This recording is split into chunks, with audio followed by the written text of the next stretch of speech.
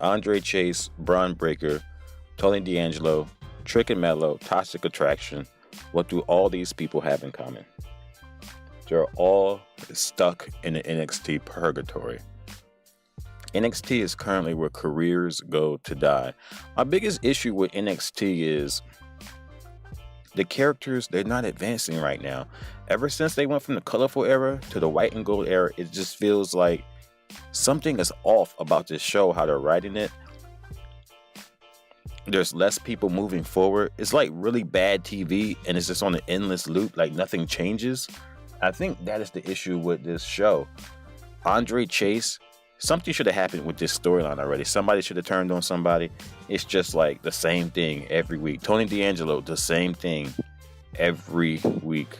Apollo Crews, he can see the future, but he always loses. The same thing every week. Trick and Mello, come out there, talk some smack, go to the barbershop. The same thing every week.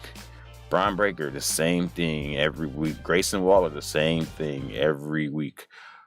Toxic Attraction, okay, they broke up, but are they any better for it?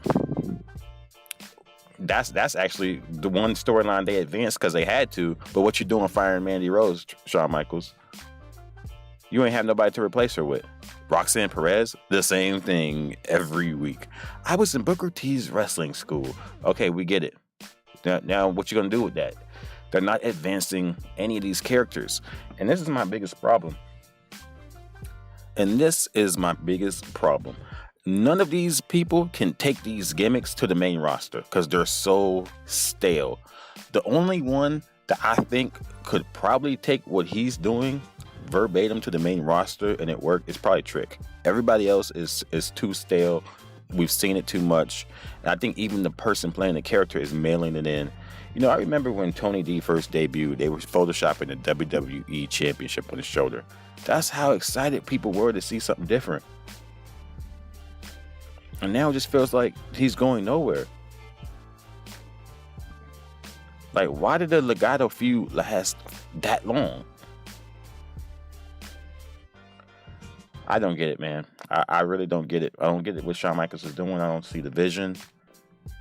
I just feel like the old era, the black and gold era, that as much as I didn't like it, only a handful of people were doing that fight forever. It was like Adam Cole, Kyle O'Reilly, and a few other people. Everybody else was moving forward. Drew McIntyre was there, he got on. Keith Lee was there, he got moving. Aleister Black, he was there, he got moving.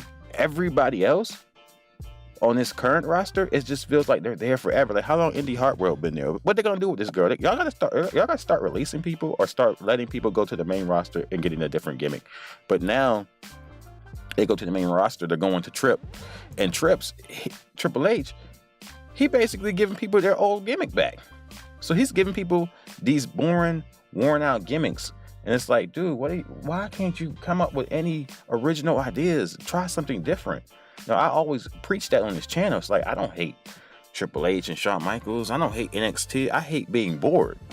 NXT is boring television. I'm sorry, it just is. And Black and Gold was extremely boring to me.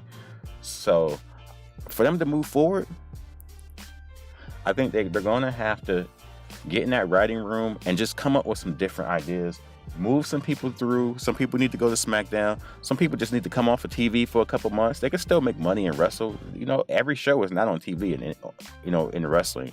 They could come off TV for a couple weeks and come back as a different character or come back doing something different. It's like they have no desire to change it up.